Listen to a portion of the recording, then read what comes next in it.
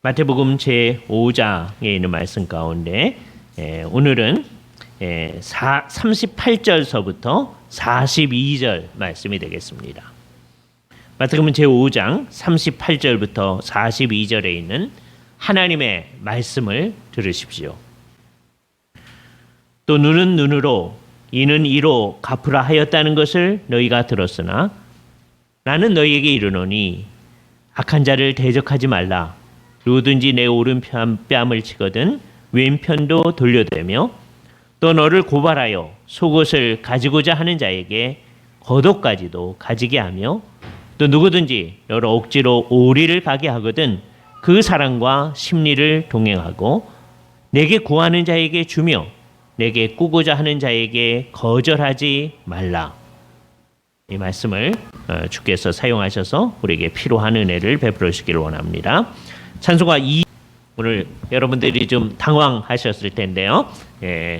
그 연유를 좀 말씀을 드리고 말씀을 시작하는 게 설교 내내 궁금해 하시는 것보다 이거를 이제 광고 시간에 말씀을 드려야 될지 어찌해야 될지 잘 몰라서 했는데 설교 내내 궁금해하는 것보다 낫잖아요, 그죠? 그래서 이 얘기를 하고 그 다음에 이 말씀을 생각하도록 하겠습니다. 제가 베트남 이제 잘 갔다 왔고요. 베트남에서 문제가 있었던 건 아니고 저희가 이제 지난 주일 지난 다음에 월요일 날 이사를 좀 했는데요. 이사하기 전에 뭐 이사 준비한다고 정말 사소한 거를 하는 중에 발에 이렇게 접지를 넣었는데요. 근데 우두둑 소리가 나더라고요. 그래서 이제 뭐 어떻게 됐나 그랬는데 그 다음 날 아무래도 이사해서 이사하는 중에 이제 이삿짐 시작을 해놓고서는 이제 병원에 바로 앞에 병원에 있어서 갔더니 거기가 부러졌대요.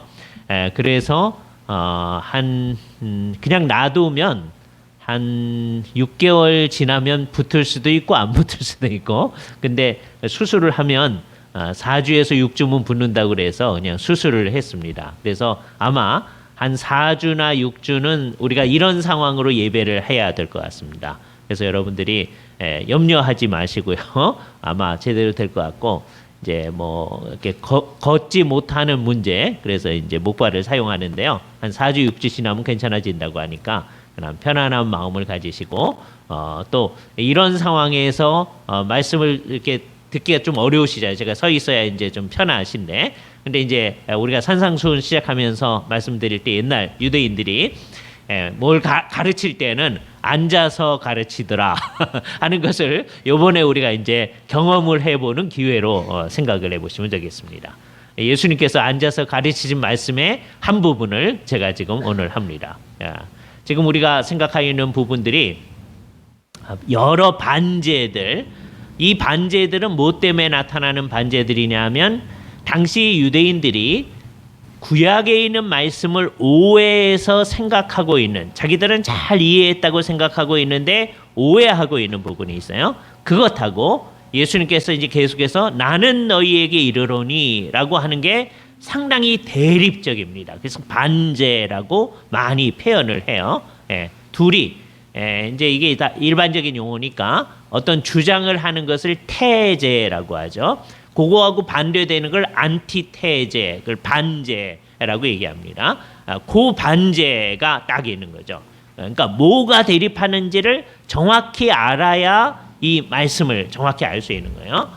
구약 말씀하고 예수님 말씀이 대립하는 게 아니고, 어떤 사람들은 그렇게 잘못 생각하는 거예요. 전혀 그런 게 아니고, 유대인들이 1세기 유대인들이 구약의 말씀을 읽으면서 이렇게 잘못 생각하는 거예요. 우리도 이제 그 작업을 한번 이따 해볼 텐데 우리도 잘못하면 잘못 생각할 수 있습니다. 그래서 구약의 말씀에 충실한다고 하면서 구약의 말씀의 본질을 잊어버리는 거예요. 그래서 예수님께서 당시 유대인들의 생각하는 거하고 아주 대조되어지는 얘기를 딱 해요. 그래서 맨 처음에 이 얘기를 들으면 굉장히 충격을 얻게 되어집니다.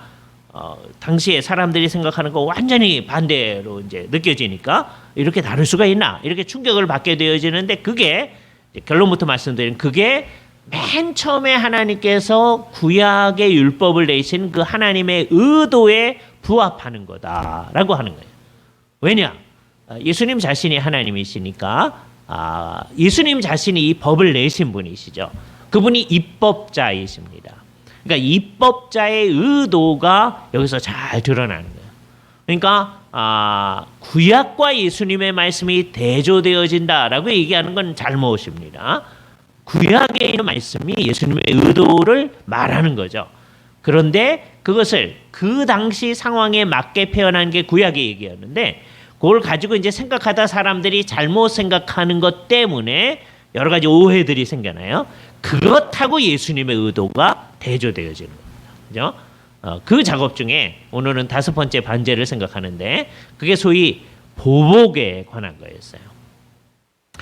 이 세상의 사람들이 타락한 다음에는 보복하려고 하는 의도라고 하는 게 의식적으로 무의식적으로 타락한 인간의 마음속에 굉장히 많이 나타나게 되어 있습니다.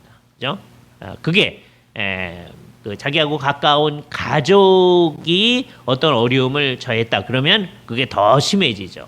그래서 예를 들자면 중국 무협지가 아주 전형적인 예인데 이제 한 몇십 년 동안 돌을 닦아서 내 아버지에 대한 원한을 갚는 거죠. 그럼 이제 또 다른 사람들이 또 몇십 년 동안 돌을 닦아가지고서는 그거에 대해서 원수를 갚고 하는 것이죠. 근데 그게 중국 사람들만 그런 게 아니고 세상의 거의 모든 사람들이 이 보복에 관한 마음들을 가지게끔 돼 있고 보복을 어떻게 해야 되느냐에 대한 생각을 가진 거죠. 구약에서는 이 보복에 관해서 얘기를 하면서 일종의 말씀을 주셨어요. 그 중에서 우리가 2곳만을 먼저 생각을 한번 해보도록 하겠습니다. 요런 생각을 할 때 이제 주의해야 돼요. 자칫 잘못하다가는 유대인들처럼 우리도 생각하게 되기가 쉽습니다. 제일 먼저 출애굽기 21장에 있는 말씀을 한번 생각하도록 하겠습니다. 출애굽기 21장이에요. 22절서부터 25절 말씀을 이제 볼 텐데요. 하나님께서 이스라엘 백성들에게 처음 주신 출애굽한 사람들에게 주신 십계명 바로 다음에 있는 그것에 이어 나오는 율법의 말씀입니다. 출애굽기 21장 22절서부터의 문제예요. 사람이 서로 싸우다가 임신한 여인을 쳐서 다음에 이제 우리말 번역이 이제 조금 잘못된 건데 낙태케 하였으면 이렇게 돼 있잖아요. 이거를 소위 낙태 해석이라고 합니다. 그죠? 근데 이것보다는 훨씬 더 좋은 해석이 뭐냐? 왜냐하면 이게 낙태했다는 말이 직접적으로 있는 말이 아니거든요. 그죠? 근데 임신한 여인을 쳐서 조산하게 된 거예요.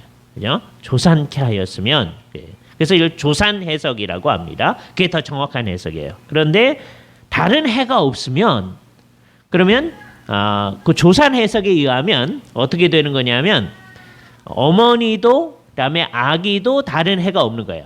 그죠? 다만 일찍 태어났을 뿐이죠. 그리고 이제 옛날 구약이니까 오늘날은 상당히 일찍 태어나도 아기가 이제 살아갈 수가 있지만 이제 옛날에는 아주 일찍 태어나면 이제 조금 있다가 죽게 되어지죠. 예. 그러니까 조산 해석이 결국은 사람을 죽게 하는 결과가 나답니다. 그러니까 이거는 상당히 늦은 시기예요. 어떻게 둘이 싸우다가 잘못해가지고 임신한 여인을 쳐가지고서는 그 여인이 미리 애를 낳는데 다른 해가 없다. 그러니까 엄마나 아기가 무슨 해가 없다. 그러면 애도 이제 조금 불편하지만 이제 살아나고 그다음에 엄마도 별 문제가 없다. 그러면 그 남편의 청구대로 반드시 벌금을 내되 재판장의 판결을 따라낼 것이니라. 그러니까 벌금만 내면 되는 거예요. 그런데 다른 해가 있으면 조산 해석이 훨씬 나은데 그러니까 조산 해석에 의하면 어머니나 아기한테 다른 해가 있는 거죠. 그러면 어떻게 하는 거냐? 큰 원칙이에요. 생명은 생명으로, 눈은 눈으로, 이는 이로, 손은 손으로, 발은 발로, 된 것은 된 것으로, 상하게 한 것은 상함으로, 때린 것은 때림으로 갚을지니라. 이렇게 나왔어요. 그죠? 그래서 이것은 어떤 거냐 하면 만일에 어머니나 아기가 죽었다. 그러면 그 사람도 죽어야 된다라고 하는 거죠. 그런데 어머니나 아기가 눈이 좀 문제가 생겼다, 아니면 발에 문제가 생겼다. 그러면 그 사람도 그거를 어떻게 해야 된다 하는 것이죠. 이거는 이 하나님이 계신 율법에만 있는 게 아니라 이 비슷한 얘기가 우리가 잘 알고 있는 함무라비 법전에도 있습니다. BC 1800년대에 있었던 함무라비 법전에도 그 비슷한 얘기가 있어요. 그죠? 그래서 이것을 우리말로 이제 번역할 때 뭐라 했냐면 동해보복법이라고 얘기하죠. 같은 정도의 해만으로 보복하는 거다.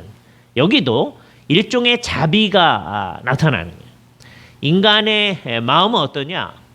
이제 원수를 갚아야 되잖아요. 지금 이 상황이 원수 갚아야 되는 상황이니까 원수를 갚으면 어떻게 하고 싶으냐 하면 저 사람이 나한테 하나의 해를 줬으면 둘 또는 열의 해로 저 사람에게 갚아줘야 한다고 하는 생각이 사람에게 있는 거예요. 그죠?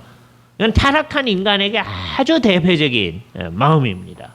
그런데 출애굽기 이 규정 또 일반 은총적으로 함무라비 법전에 있는 그것은 그렇게 해서는 안 된다. 최대한으로 해도 그 사람이 받은 해만큼만을 보복하려고 해야 된다라고 얘기되어지는 거죠. 이게 이제 당시 사회에서 사람들이 살면서 살아야 되니까 최소 한도로 보복을 하도록 하기 위해서 나온 얘기입니다. 자, 이거보다 좀 더 적극적인 얘기를 우리가 살펴보도록 하겠습니다. 어디에 있느냐? 예를 들자면 신명기에 있는 말씀 가운데 19장입니다. 신명기 19장에 보면 이제 앞으로 가나안 땅에 들어갈 유대인들의 삶을 생각하면서 어떻게 해야 될 것이냐라고 하는 것을 얘기하는 거예요.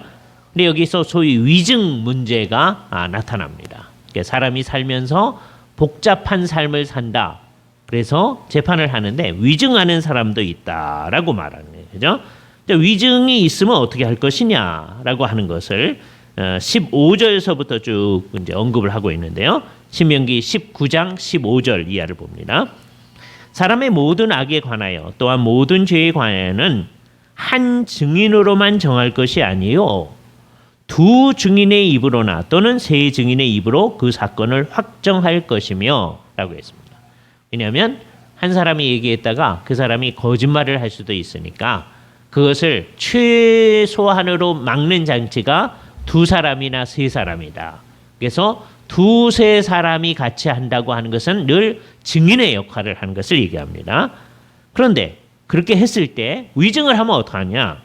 위증하는 자가 있어 어떤 사람을 악을 행하였다고 말하면 그 논쟁하는 쌍방이 같이 하나님 앞에 나아가 그 당시의 제사장과 재판장 앞에 설 것이요. 그래서 이제 세 존재 앞에 서는 겁니다. 하나님 앞에 나아가 그다음에 제사장과 재판장 앞에 서라라고 얘기하고 있어요. 이게 가나안 땅에 들어가서 이스라엘이 이제 사회가 안정되어지면 그렇게 한다는 것이죠. 제사장과 재판장 앞에 그러니까 두 사람으로선 둘이에요. 근데 그게 하나님 앞에 나아가는 거다라고 얘기하는 거죠. 재판장은 자세히 조사하여 그 증인이 거짓 증거하여 그 형제를 거짓으로 모함한 것으로 판명되면 그가 그 형제에게 행하려고 꾀한 그대로 그에게 행하여 너희 중에서 악을 제하라. 이건 적극적으로 이스라엘 사회를 위증이 없는 사회, 어떤 사람을 교묘하게 괴롭히려고 하는 그런 사회가 되지 않도록 하려고 하는 하나님의 의도를 얘기하는 겁니다. 그리하면 그 남은 자들이 듣고 두려워하여서 다시는 그런 악을 너희 중에서 행하지 아니하리라 라고 하면서 그 사람이 그 형제에 대해서 어떻게 하려고 했느냐, 예를 들자면 생명을 해하려고 했다. 그러면 생명에 대해서는 생명으로, 눈을 해하려고 했다. 눈에 대해서는 눈으로, 이에 대해서는 이로, 손에는 손으로, 발에는 발로 갚아야 된다 라고 얘기를 하고 있어요. 근데 그 말 앞에 21절에 앞부분 내 눈이 궁휼히 여기지 말라 이렇게 되어 있단 말이에요. 그러니까 자, 하나님의 의도는 이스라엘 사회를 잘 보존하려고 하는 거예요. 아까 신명기 출애굽기 말씀에 의하면 심지어 어머니 뱃속에 있는 아기까지라도 보호하려고 하는 하나님의 의도가 있는 것이죠. 우린 간접적으로 나중에 자세히 공부하겠지만 사람은 이 세상에 태어났을 때만 그 인권이 인정되어지는 것이 아니라 정말 아주 시초적 단계의 인간 생명이라도 인간 생명으로 존중되어져야 된다라고 하는 것이 아주 분명하게 성경이 가르쳐지는 거죠. 그죠? 그래서 아까 낙태케 하였으면 그 표현이 잘못된 거라고 그랬어요. 조산 해석이 더 옳은 것이다라고 하는 것을 생각하시면서 이제 거기에서 이제 소위 동해보복법이 연기되는 거예요. 사람을 귀하게 여기기 위해서 또 그 사람들에게 벌을 줄 때에도 그 사람에게 너무 지나친 벌을 가하지 않게 하기 위해서 어떻게 할 것인가. 또 신명기 말씀에 따르면 이스라엘 사회가 어떻게 하나님 앞에서 악을 행하는 사회가 되지 않도록 하기 위해서 어떻게 할 것인가 하는 것을 알도록 하기 위해서 하나님께서 그런 보복법을 우리에게 주셨다는 거죠. 그런데 사람들은 그런 생각하지 아니하고 그 하나님의 의도는 생각하지 아니하고 딱 남아 있는 거예요. 눈에는 눈으로, 이에는 이래로. 이게 동해보복법. 그것을 소위 렉스 탈리오니스, 아까 말한 동해보복법이라고 얘기합니다. 그것만을 머리에서 가지고 있는 거죠. 그죠? 그래서 내가 얼마만큼의 해를 받았으면 그만큼은 반드시 처벌해야 된다. 나중에 이제 성경에 있는 말씀까지 가져옵니다. 내 눈에 자비하게 긍휼히 여기지 말지니라는 말까지를 가져와서 그렇게 하려고 하는 이스라엘 사회에서의 분위기. 이것이 1세기 유대인들의 생각이었습니다. 그죠? 자기들은 하나님 말씀대로 하는데 하나님 말씀대로 하는 게 어떻게 하느냐? 내가 해 받은 대로는 보복을 해도 돼. 이렇게 생각하는 거죠. 그러니까 뭘 생각하지 않느냐? 옛날에 율법을 내셨던 하나님의 의도, 그것을 우리가 일종의 법의 정신이라고 해요. 율법의 정신이라고 말할 수 있는데 그 의도는 전혀 생각하지 않는 거죠. 근데 이제 예수님께서 이스라엘 백성들 앞에 놓고 그 평범한 이스라엘 백성들입니다. 놓고서는 말씀을 하시는 겁니다. 오늘 읽었던 본문의 말씀이에요. 너희는 눈은 눈으로 이는 이로 갚았다 하였다는 것을 너희가 들었다. 그죠? 한편으로는 구약을 생각하면서 한편으로는 당대의 유대인들의 해석을 생각하는 거죠. 그런데 나는 너희에게 이르노니 악한 자를 대적하지 말아라. 이 악한 자 또는 악을 대적하지 말아라 라고 하는 큰 원칙을 얘기합니다. 이거는 우선 개인적 관계에 있어서 얘기하는 거다라고 하는 것을 우리는 분명히 알면서 이 논의를 해야 돼요. 이 범위를 넓히면 안 됩니다. 이 범위를 넓혀서 예를 들어서 주님은 도무지 보복하지 말라고 하셨다. 그러니까 예를 들자면 그런 일이 발생하지 않아야 되지만 북한이 또 쳐들어온다면 하나님의 말씀에 저항하지 말라고 하셨다. 그래서 나를 잡아잡수하고 가만히 있는 게 우리가 해야 될 거냐? 잘 생각을 해봐야 되는 거죠. 그 얘기를 하는 게 아니라고 하는 거예요. 예? 그런 관계, 국가와 국가 간의 관계, 이거에 대해서는 또 다른 곳에서 배워야 되는 거예요. 그죠? 근데 가장 기본적으로 이 세상을 살아가면서 같은 사회 속에서 살아가는 그 사람들끼리의 관계성을 지금 문제 삼아서 얘기를 해주시는 겁니다. 그죠? 특별히 여기서 이제 언급의 대상이 되는 사람들은 누구냐? 우리는 하나님의 백성입니다라고 말하는 당시의 유대인들이에요. 근데 결국은 그 사람들이 하나님의 백성이 아님이 드러났죠. 그러니까 이게 누구한테 하는 얘기냐? 우리들한테 하는 얘기입니다. 이 세상의 바깥에 있는 사람들한테 하는 얘기가 아니고 예수를 믿고 구속함을 받았다고 하는 우리들한테 하는 얘기예요. 이 세상을 살아갈 때 우리는 어떻게 살아가야 되느냐? 큰 원칙이 뭐냐면 악한 자를 대적하지 말아라. 그죠? 이게 우리의 심성에 이중으로 걸립니다. 그러니까 우리는 이게 싫어요. 안 싫은 사람이 있으면 그 사람은 굉장히 성화된 사람입니다. 그죠? 예. 그러니까 이제 어떻게 돼야 되냐면 이 말씀 앞에서 정말 주님의 이 말씀이 아주 자연스럽게 자기 속에 있어서 주님이 이제 예를 한 몇 가지를 들어요. 그게 악한 자를 대적하지 않는 거예요. 그렇게 정말 하는 분이 있으면 그 사람은 최고로 이제 성화된 사람이에요. 그죠? 근데 이제 대부분 우리 어떠냐 하면 이게 이제 싫습니다. 그러니까 이제 가짜는 어떻게 되느냐 하면 우리가 이게 싫지도 않을 수도 있어요. 어떻게 하면 안 싫으냐? 그냥 예수님이 하는 말이죠, 뭐. 우리 사는 거하고는 전혀 상관없습니다. 이러면 안 싫어요. 그러나 진짜 이 세상에서 이렇게 살 진지한 마음을 가지고 우리 어떻게 살아야 되는데 이런 마음으로 이 말씀 앞에 있을 때는 딱 아니 그게 일반적으로는 되는데요, 주님. 예를 들어서 우리 아주 가까운 가족이 무슨 손상을 입었는데 그럼 거기에 대해서 어떻게 해야 됩니까? 라고 할 때는 악한 자를 대적해야 될 것 같은 마음이 우리 마음속에 막 드는 거예요. 자, 이때 주님께서는 뭐라 그러냐? 악한 자를 대적하지 말아라 라고 하는 거예요. 그러니까 내가 원하는 거하고 예수님이 원하는 게 다릅니다. 이게 왜 그러냐? 우리가 타락한 상황 가운데 있기 때문에 그런 거예요. 여러분이 죽어서 하늘에 계시면 또 예수님이 다시 오신 다음에 우리가 새하늘과 새 땅에 있게 됐을 때는 우리는 도무지 악한 자를 대적하지 않습니다. 물론 그때는 우리에게 대해서 악한 자가 있지도 않아요. 왜? 서로가 서로에 대해서 선한 일만을 도모하는 거니까. 그렇죠? 그래서 그것을 실험해 볼 길은 없어요. 악한 자가 있을 때 내가 그때 하늘에 있을 때 내가 악한 자를 대적하지 않을 수 있을까? 실험해 볼 길이 그거. 왜? 그때는 내게 대해서 악한 자, 나에게 대해서 원수로 행하는 자가 있지 않기 때문입니다. 그래서 이거를 실험할 수 있는 유일한 때와 장소는 언제냐? 지금 여기서입니다. 우리의 삶의 과정 가운데서 우리에게 악하게 행하는 사람이 있는 거예요. 이걸 추상적으로 얘기하면 무슨 말인지 모르실 수 있으니까 예수님이 든 아주 대표적인 예를 이제 들어가면서 얘기를 하도록 하겠습니다. 어떤 사람이 여러분의 오른뺨을 치거든. 아주 유명한 말이잖아요. 왼뺨을 돌려대어야 된다. 이게 무슨 말입니까? 오른뺨을 친다. 대개는 이제 어느 사회든지 우리 사회도 그런 사회인데 오른손잡이를 선호하는 사회죠. 그게 되게 이상한 거예요. 왼손으로 하는 것을 왜 이렇게 억압을 했는지 그 이상한 겁니다. 사회가 이상한 거죠. 쓸데없는 일들을 한 거예요. 왼손이 좀 편한 사람은 왼손이 하게끔 해줘야 되는데 우리나라 사회도 그렇고 옛날 유대 사회도 그렇고 되게 오른손잡이들입니다.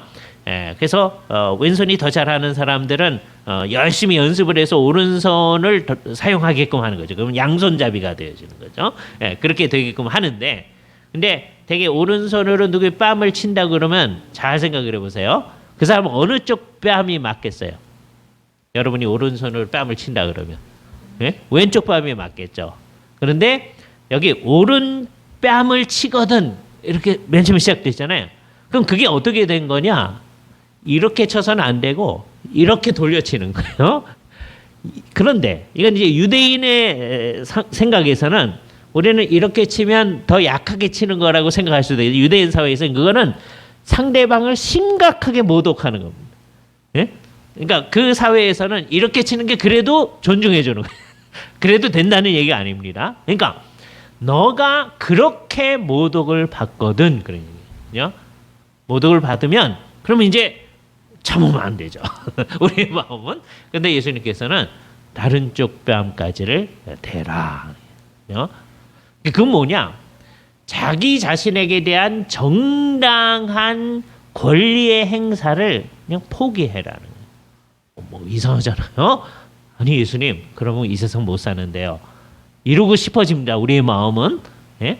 그러니까 이 모든 게 이제 다음 주 얘기도 마찬가지인데요. 이 모든 게 하나님이 계시지 않다면 이게 다 말이 안 되는 얘기입니다.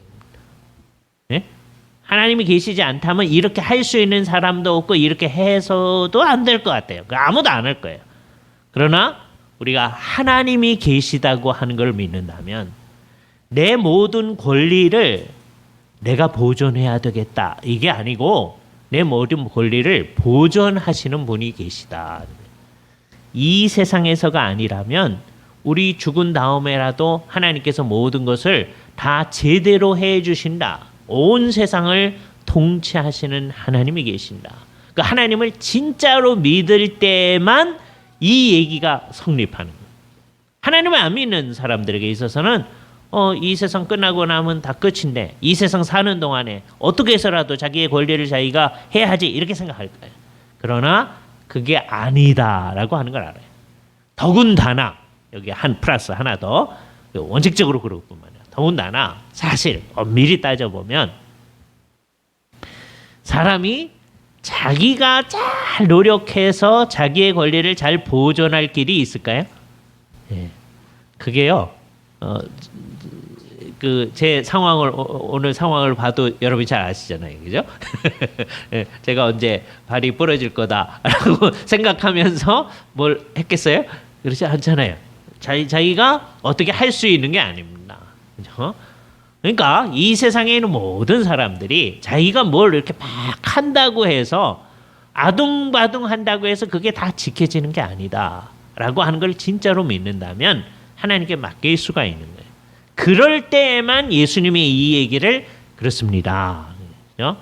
그러니까 우리 신앙이 이제 제대로 된다고 하는 것은 예수님이 악한 자에게 대적하지 말아라라는 말에 대해서 맨 처음에는 화가 났다가 신앙이 어릴 때는 화가 나죠. 신앙이 더 어릴 때는 화도 안 납니다. 그냥 그건 나하고 상관없는 얘기니까 그냥 성경책에 있는 얘기고 주일날이면 목사님이 하는 얘기고 그런 거지 나하고는 상관없니. 이게 신앙이 정말 없는 거예요. 이렇게 계속 가면 믿는 것인지를 의심해야 됩니다. 근데 이제 신앙이 조금 있게 되면 화가 나야 돼요. 예? 화가 났다고 하는 건 뭐냐? 그래도 이 말을 진지하게 들었다 그러는 거예요. 예수님, 그거 어떻게 그렇게 살 수 있는데요? 안 돼요. 이러는 거죠. 근데 이제 진짜 그건 사실 신앙이 없는 거고 진짜 신앙은 이게 점점점 가가지고서는 내가 내 의지로 나의 권리를 다 보호하려고 하는 그 모든 노력을 갖다 버리고 주님께 모든 것을 맡겨버리는 태도를 가질 때에만 원수를 갚지 않으려고 하는 마음을 가질 수가 있죠. 그러니까 주께서 요구하시는 게 그 수준인 거죠. 이것이야말로 서기관과 바리새인의 의보다 더 나은 의인 거죠. 그죠? 이거는 사람이 스스로 막 노력해서 만들어낼 수 있는 의가 아니다. 그죠? 두 번째 예를 들겠어요. 예수님께서 드신 두 번째 예입니다. 뭐라고 얘기를 하십니까? 너를 고발하여 속옷을 가지고자 하는 자에게 그러면 어떻게 해야 돼요? 변호인 14명, 13명을 동원해 가지고서는 예? 뉴스를 잘 보신 분은 이게 어떤 맥락을 지닌 건지 알아요.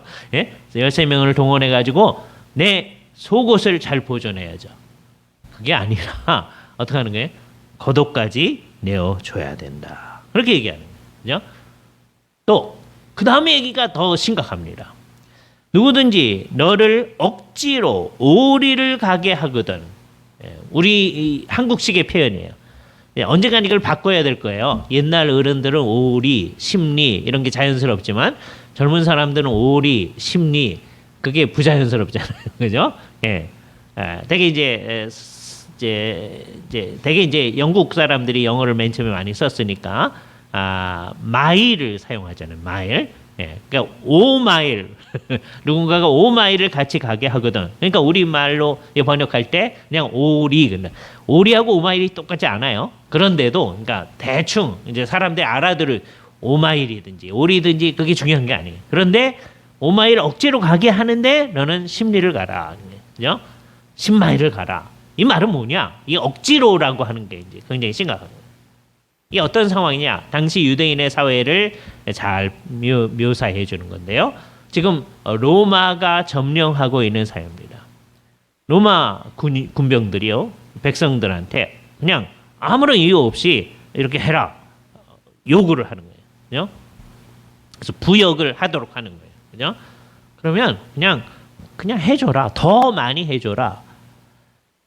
이 말을 들을 때 식민지 경험을 했던 우리로서는 우리는 경험 안 했지만 우리 조상들이 경험을 했으니까 우리가 그 마음을 아니까 그거 안 될 것 같은데 예? 그거 하면 안 돼요. 예수님, 그럼 예수님은 친로마 세력입니까? 예수님은 친일적입니까? 이런 생각이 딱 드잖아요. 예. 그래서 우리는 예수님의 이 얘기여도 그렇게 친로마적이고 그 우리 상황 속으로 말하면 친일적인 그거 예수님의 얘기여도 안 되는 거죠. 그래서 뭐가 더 강하냐 하면 우리의 경험이 예수님의 얘기보다 훨씬 강한 거예요. 자, 요 얘기가 정말 진지하게 우리 속에 들여줘야 돼요. 그죠? 이 얘기를 할 때, 이런 얘기를 할 때마다 제 마음속에 생각나는 어떤 젊은 청년이 있습니다. 지금은 나이가 많이 든 청년이었을 텐데, 지금부터 한 30년, 한 20몇 년 전인데, 그 학생이 한 26, 7쯤 됐을 때입니다. 그죠? 미국 사는 한국 청년인데요. 어릴 때 입양을 갔어요. 그죠? 그러다가 한국말도 하고 싶고, 그다음에 예수도 믿고 싶어서 이제 예배당에 한인교회 이제 참석을 하게 됐어요. 그래서 이제 하는데 이제 기본적인 이제 성경 공부를 한 거예요. 젊은이들 같이 성경 공부하면서 예수님 우리의 죄를 위해서 구속을 하셨다. 감사하다. 그런 마음이 들었어요. 그래서 예수님이 주님이시고 우리는 그의 슬레이브이다, 노예이다. 라고 했을 때 대부분의 한국 사람들, 미국에 와 사는 한국 사람들은 그렇죠. 우리가 예수님의 종이죠. 아무런 꺼리낌 없이 다 그렇게 얘기합니다. 근데 이 청년 하나가 하는 말이 슬레이브요? 슬레이브는 암만 예수님의 슬레이브여도 노예여도 안 되는데요. 그죠? 왜냐하면 이 사람의 경험이 작용하는 거예요. 자기가 직접 경험한 건 아니지만 옛날 흑인 노예들이 얼마나 엄청난 고난을 겪었는지를 알기 때문에 그래도 노예는 안 되는데 예수님의 노예는 안 되는데 이런 노예는 안 되는데 다른 건 되는데 노예는 안 되는데 이런 거예요. 그거 가지고 몇 주를 고민을 했어요. 그러다가 어느 주일에 와서 내가 예수 그리스도의 슬레이브 노예입니다. 그걸 고백해요. 이 진짜인 거예요. 예? 왜냐하면 다른 청년들이 나 예수님의 종입니다. 이거는요, 이게 진짜인지 아닌지 모르는 거예요. 그냥 교회에서 하는 말이니까 그냥 하는 말이에요.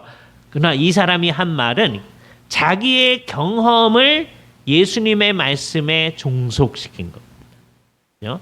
상당히 많은 사람들은 오늘날도 우리들의 경험이 예수님의 말씀보다 훨씬 더 중요하게 작용하고 있는 것을 보게 되죠. 이게 심각한 일이에요. 그래서 우리가 언제든지 예수님의 말씀을 진지하게 받아들여야 되는 거예요. 진지하게 받아들이면 굉장히 어려움이 있습니다. 이게 받아들이기가 쉽지 않습니다. 그러나 그 말 앞에 정말 솔직히 받아들일 수 있을 때 그게 우리의 신앙이 성장하는 겁니다.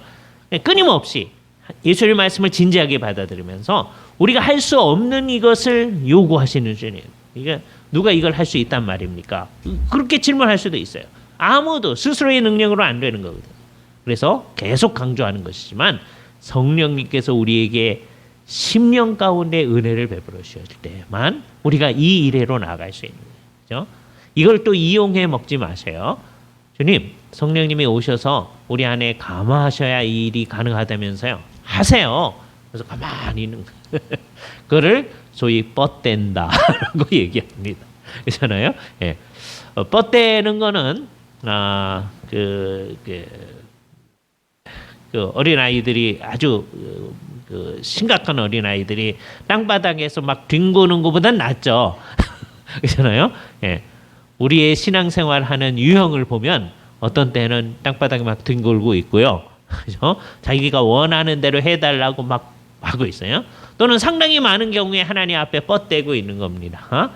진짜 신앙생활은 뭐냐? 그거를 극복해 나가는 거예요. 주님, 이게 내 마음에 안 들어도 주님, 성령님이 내 마음을 감화시키시고 나를 주님의 백성다우게 만들어 주신 그 능력에 의해서 우리가 이 길로 나아가게 하여 주시옵소서. 그렇죠? 주님의 그 의도를 알아야 돼요. 입법자의 의도는 결국 이렇게 함으로써 이 사회는 어떤 사회냐? 예수님이 오신 사회는 맨 처음에 하나님이 창조하셨던 그 사회하고 좀 달라진 사회예요. 하나님이 창조했는데 사람들이 전부 다 이상하게 만들어 놓은 사회가 되어버렸습니다. 정상적이지 않은 사회예요. 그죠? 이 정상적이지 않은 사회에서 예수님께서는 다시 이 사회를 정상적으로 만들 수 있는 길을 제시해 주시는 거예요. 예수 그리스도의 구속이 없이는 이 일을 할 수 있는 사람이 아무도 없는 거예요. 성령님의 능력이 없이는 이 일이 이루어질 수 없는 거예요. 그래서 이 세상 속에 곳곳에 이렇게 사는 사람들이 있게 함으로써 이 세상 속에서 하나님이 새로운 일을 하시는 거예요. 그래서 이런 거를 잘 관찰한 사람들은 정말 새로운 인류가 우리에게 나타났다라고 표현하기를 좋아합니다. 예수를 믿는 사람은 그렇게 새로운 인류들이다. 예수 그리스도에 의해서 그것이 옳다고 긍정하고 내가 구속함을 받았다고 믿고 그러니 이렇게 살아가려고 하는 마음으로 나아가는 겁니다. 요 마음이 다음 주 말씀에서는 좀 더 강력하게 다가옵니다. 이게 연결이 돼요. 6번째 반제인데 그러나 그게 더 강력하게 우리에게 다가옵니다. 부디 바라기는 계속되어지는 그 예수님의 이 말씀 앞에서 우리가 정말 우리 자신의 그 의지, 우리 자신의 그 감정, 우리 자신의 경험을 주님 앞에 온전히 내어놓을 수 있도록 해야 됩니다. 그죠? 내 것 가지고 주님 그러니까 이건 안 됩니다. 우리로서는 할 수 없습니다. 그러지 말고 이것으로 나아갈 때만이 이게 나를 정말 주님이 원하는 사람으로 드러내는 게 돼요. 이게 이 사회를 바꿀 수 있는 유일한 길이 되어집니다. 사람들이 이렇게 다 할 수 있는 때는 없을 거예요. 그러나 그렇게 하는 사람들이 계속 있을 때 이렇게 살면 그렇게 사는 사람들만 괴로울 겁니다. 그런데 그 사람이 죽을 것 같은 그 상황 속에서 우리 주 예수 그리스도께서 재림하여 오심으로 하나님의 온전하신 의를 드러내실 거예요. 그래서 우리가 이렇게 살면 죽을 것 같아도 주님께서 당신의 온전하신 의를 이루어 나가셔서 하나님께서는 하나님이 원하시는 그 일을 이 세상 전체를 변화시키시는 그 일을 하고야 마신다 라고 하는 것을 생각하면서 우리가 정말 적어도 개인적으로는 이 말씀의 원리에 동의하려고 해야 됩니다. 그럼 이 사회는 어떻게 해야 되는데요? 이 국가는 어떻게 해야 되는데 그 문제는 나중에 또 주께서 우리에게 가르쳐 주시는 때가 있어요. 그때 맡겨요. 그 문제를 가지고 끌고 들어와서 우리의 개인적인 삶에서도 우리는 이것대로 할 수는 없는 거예요. 이렇게 하지 아니하고 적어도 우리들은 이 예수님의 말씀 앞에서 나는 너희에게 이르노니 악한 자를 대적하지 말라라고 하는 것이 여러분 가운데 분명히 나타나야 됩니다. 쉽지 않아요. 이게 정말 쉬운 게 아닙니다. 어떻게 해야 되냐? 이거를 나이브하게 하시면 안 됩니다. 네? 나이브하게 하면 사람들이 더 화를 냅니다. 제가 옛날 이 예를 들었잖아요. 그래서 옛날에 제가 섬기던 교회에서 주차 공간을 여러 이제 이 비슷한 상황이니까 여러 이제 사람들이 같이 쓰는 거예요. 그죠? 저쪽에 있는 약방도 사용하고 이제 우리도 사용하고 그러는 상황입니다. 그죠? 그래서 이제 제가 처음 가가지고서는 이제 어느 곳에 주차를 하려고 이렇게 한 거예요. 제가 그 교회 이제 담임 교역자였는데, 그래서 이제 하려고 하는데 저 약방 주인이 되시는 분이 나와서 여기 되면 안 된다고 막 화를 내시는 거예요. 그죠? 그래서 제가 웃으면서 이제 이게 좀 되죠 이렇게 말씀을 드렸어요. 그랬더니 저희가 화를 내는데 왜 웃냐고 더 화를 내시는 거예요. 예? 예? 근데 이제 이제 관리하시는 분이 오셔서 이분이 여기 될 수 있는 분이 있다 그렇게 얘기해서 이제 됐는데 이게 나이브하게 해가지고서는 여러분들 자기는 하나님의 말씀을 실현한다고 하면서 상대방을 더 화나게 할 수 있는 거예요. 그렇죠? 그러니까 그러지 아니하도록 이걸 어떻게 정말 주님의 말씀에 따르면서 그냥 나이브하게 가는 게 아닌 방식을 찾을 수 있는가 그걸 찾아야 됩니다. 그렇죠? 여러분이 어디 가서 무슨 정당한 권리 주장을 했다고 해보세요. 그러면 그분이 그냥 받아주면 좋은데 그 맨 처음에 권리 주장을 정당하게 할 때는 여러분이 상냥하게 얘기하지 않겠어요? 그런데 저쪽에서 안 받아주면 이제 어떻게 될까요? 우리 목소리도 막 올라가기 시작합니다. 그리고 우리 그 목소리보다도 우리 속에 있는 그 심령이 막 상하기 시작합니다. 그죠? 주님께서 얘기하는 거는 좀 요거가 없어져야 된다는 거죠. 그래서 일단 그런 상황에서 여러분의 정당한 요구가 받아들여지지 않는 상황 가운데서 목소리가 안 올라갈 수 있게끔 노력을 하셔야 돼요. 예? 예. 근데 더 제대로 되는 건 어떻게 되는 거예요? 여러분의 마음에 막 화나는 게 없어져야 되거든요. 예? 우리 여기서 이제 잘못하면 어떻게 되느냐? 꽤 괜찮다고 하는 그리스도인들은 겉으로 절대로 화를 내지 않습니다. 예? 그러기도 어려워요. 예? 그런 사람 또 거의 없어요. 예? 그런데 속으로는 막 화가 나고 있어. 예? 그걸 누가 아느냐? 집안에 있는 사람들 알아. 그럴 수 있겠죠, 그죠? 그러니까 이게 결국은 다 뭐냐? 우리를 성화시키는 거다. 그죠?